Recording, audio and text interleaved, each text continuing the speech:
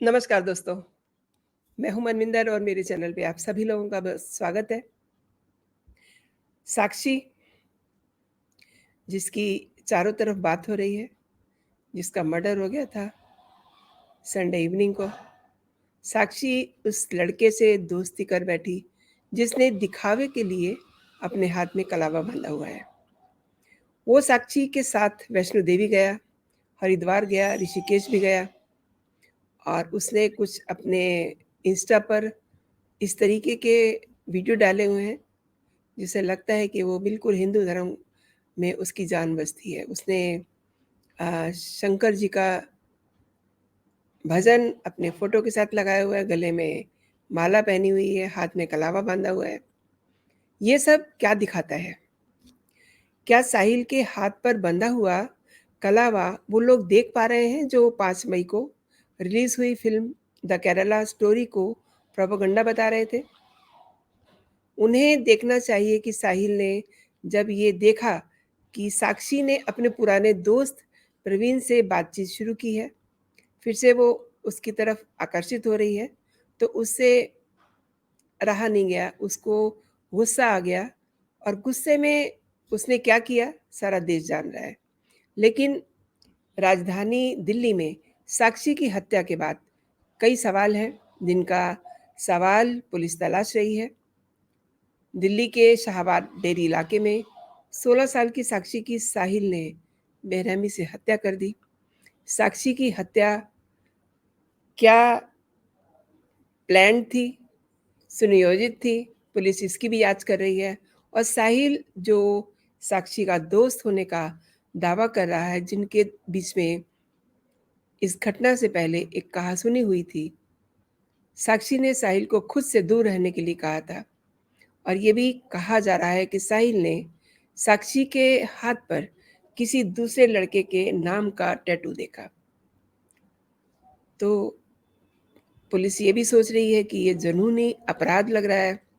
इस एंगल से भी जाँच होगी कि क्या हत्या पूर्व सुनियोजित थी? साहिल खान ने हाल ही में एक लंबा चाकू खरीदा था, जिसका इस्तेमाल हत्या में किया गया। पूछताछ कर रही है पुलिस और आज उसे कोर्ट में पेश किया गया, जहां 2 दिन की रिमांड पुलिस को मिल गई है। रिमांड पर उससे पूछताछ की जाएगी। इस हत्या के बाद से कई सारे सवाल उठ रहे हैं दोस्तों।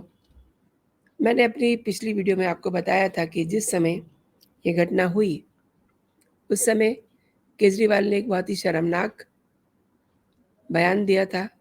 उन्होंने कहा था कि एलजी साहब, आप देखिए दिल्ली की पुलिस क्या कर रही है। इसके बाद महिला आयोग की अध्यक्षा मालीवाल ने भी कोई बहुत अच्छी बात नहीं कही थी। उन्होंने कहा था कि दिल्ली में जैसा हो रहा है ऐसा उन्होंने कभी देखा नहीं। ये सब बयानबाजी करके जो मेन बात है उससे ध्यान भटकाने का काम केजरीवाल और ये महिला आयोग की अध्यक्षा जो है वो कर रहे हैं। सवाल ये है कि ये जो नाबालिग बच्ची है, इसकी हत्या हुई है। अब उसके बाद पुलिस अपनी पूरी जाँच कर रही है। पुलिस को जो भी करना है वो केजरीवाल से पूछे बिना ही उन्होंने शुरू कर दिया था। लेकिन सवाल एक और है कि जिन लोगों ने इस घटना को देखा, क्या वो उस लड़की को उस समय बचाने के लिए आए? अगर एक भी हाथ उसकी तरफ मदद का उठता ना, तो आज साक्षी हमारे बीच में होती। सीसीटीवी फुटेज में दिखा कि साहिल खान सड़क पर साक्षी का इंतजार करते हुए घूम रहा है और साक्षी बाजार से लौटी। सार्वजनिक शौचालय में उसने कपड़े बदले और उसके बाद वो जन्मदिन की पार्टी के लिए उसे जाना था। लेकिन जैसे ही वो वहाँ से निकलती है, खान ने करीब पौने 9 बजे ई ब्लॉक की एक गली में उसे रोका और उस पे हमला किया।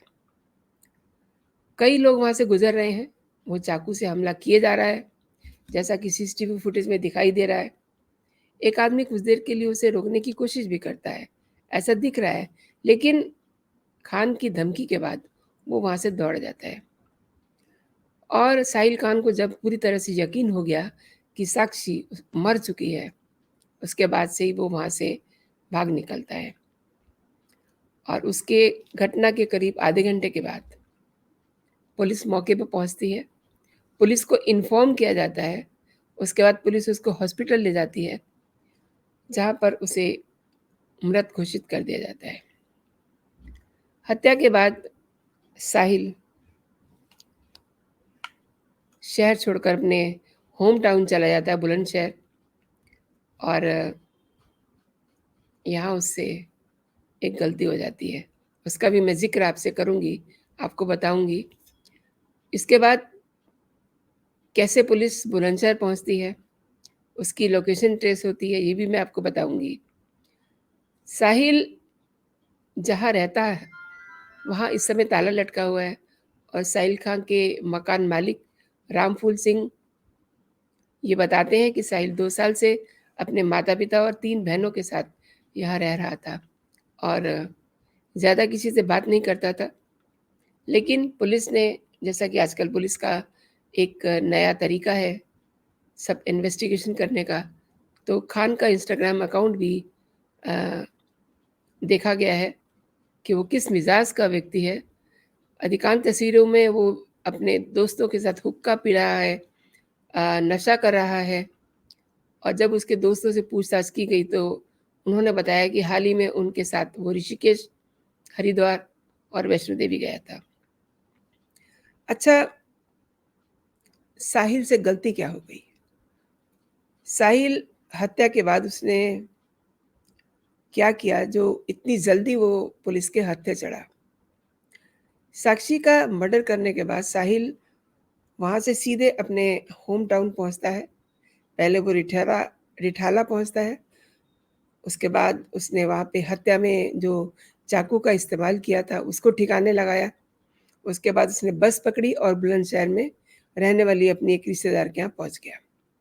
साहिल अपना फ़ोन पहले ही स्विच ऑफ कर चुका था, यानी कि उसको ये पता था कि ऐसा करने के बाद किस तरीके से पुलिस से बचा जा सकता है। और यही वजह थी कि साहिल एक चुनौती बनता जा रहा था पुलिस के लिए, और साहिल के शातिर दिमाग में जो चल रहा था, वो पुलिस समझ नहीं पा रही थी, क्योंकि अभी तक वो हत्थे नहीं चढ़ा था। लेकिन आपने सुना होगा ना कि शातिर अपराधी भी कोई न कोई गलती ज़रूर करता है, और साहिल ने भी एक गलती करी।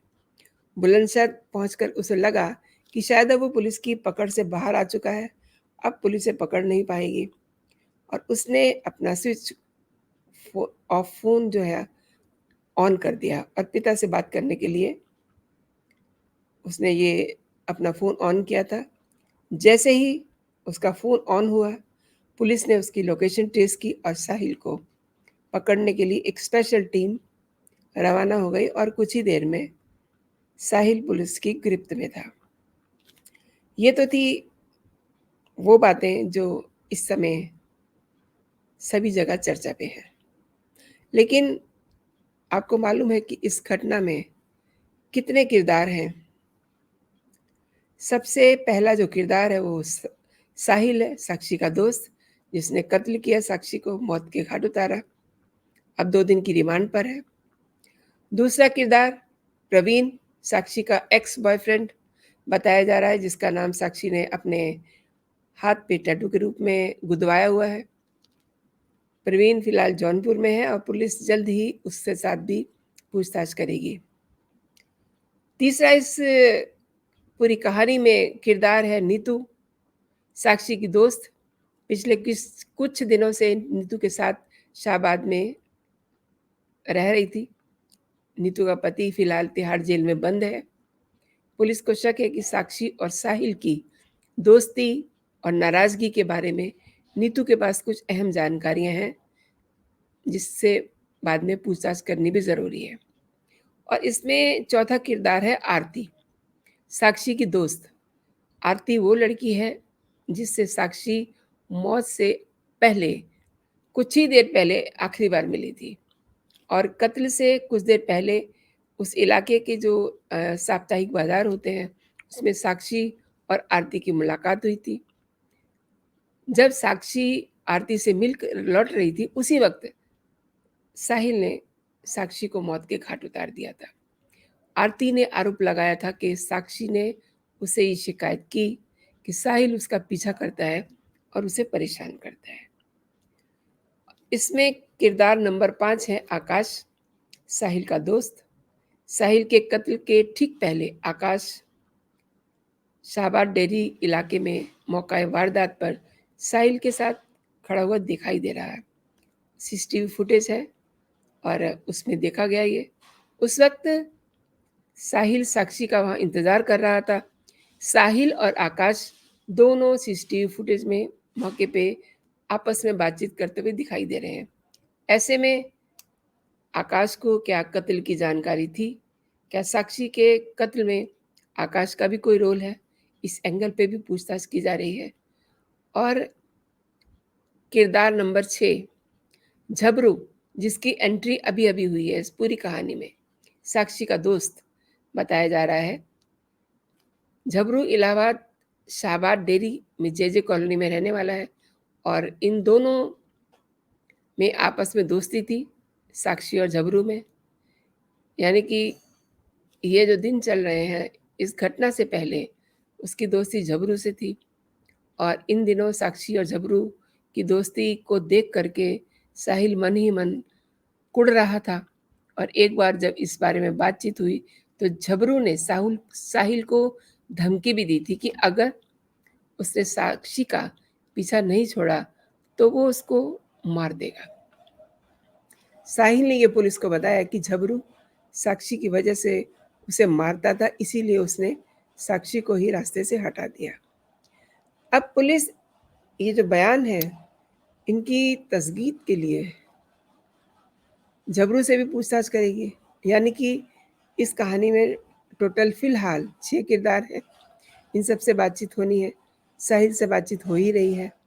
इसके अलावा दिल्ली पुलिस साक्षी, नीतू और साहिल के इंस्टाग्राम अकाउंट की भी तफ्तीश कर रही है। साहिल के कुछ पोस्ट से ये लगता है कि उसकी काफ़ी लड़कियों से दोस्ती थी। वो अक्सर साक्षी को चिढ़ाने के लिए अपनी इन महिला दोस्तों की मदद से अपने प्रोफाइल पर कमेंट करवा लेता था। अब आप देखिए कि ये किस तरह की दोस्ती है।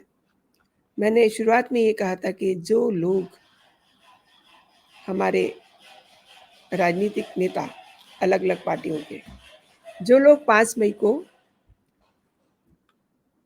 रिलीज़ हुई फ़िल्म द केरला स्टोरी की ये कह कर के प्रोपेगेंडा कर रहे थे कि इसमें इसको ना दिखाया जाए, ये गलत है, इसके इफ़ेक्ट गलत है। वो अब इस स्टोरी को देखें कि केरला स्टोरी जो है केवल केरला में ही नहीं है, ये शहर के अलग-अलग हिस्सों में, मोहल्लों में, कॉलोनियों में फैल रही है।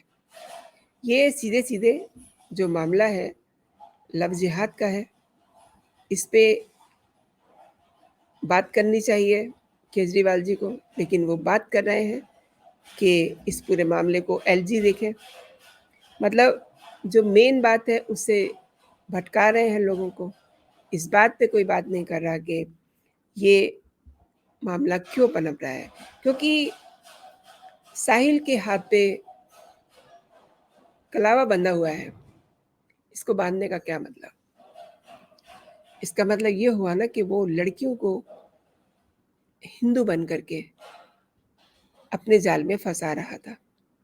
और अब जब साक्षी की जगह कोई और भी लड़की हो सकती थी, जब उसने दोस्ती ख़त्म की, जब उसको सच्चाई पता चली कि इसके और भी लड़कियों से दोस्ती है, तो उसने अपने आप को इस साहिल से अलग किया, जिसका नतीजा उसको अपनी जान दे करके भुगतना पड़ा।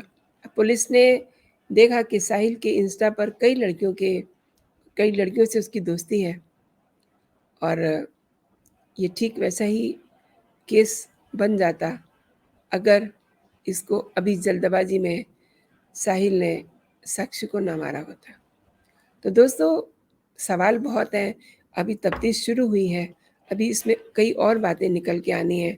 लेकिन एक बात और है, पुलिस जब साहिल के रेजिडेंस पे पहुंचती है तो उसको वहाँ ताला लटका हुआ मिला। ठीक वैसे ही जैसे श्रद्धा का मर्डर हुआ था, तो पुलिस आफ़ताब के घर पहुँची थी, वहाँ उन्हें ताला लटका हुआ मिला था। यानी कि घर में भी ये पता होता है कि उनके बालक ने ये घटना कर दी है, तो अब उन्हें यहाँ से निकल जाना चाहिए। आप दोस्तों क्या सोचते हैं? ये जो घटना है, आप ईमानदारी से इस पे अपना कमेंट कीजिएगा। आपने ये वीडियो देखा और धन्यवाद आपका। और अगर सच में आपको ये वीडियो पसंद आया है, तो आप इसे अपने दोस्तों में शेयर कीजिए, इसे लाइक कीजिए। जो दर्शक पहली बार मेरे चैनल पे आए हैं, वो मेरे चैनल को सब्सक्राइब कर लें, ताकि मेरा हर कंटेंट, हर वीडियो सबसे पहले आप तक पहुँचे। तो दोस्तों अपना ख्याल रखिए, खुश रहिए, स्वस्थ रहिए। जय हिंद, जय भारत।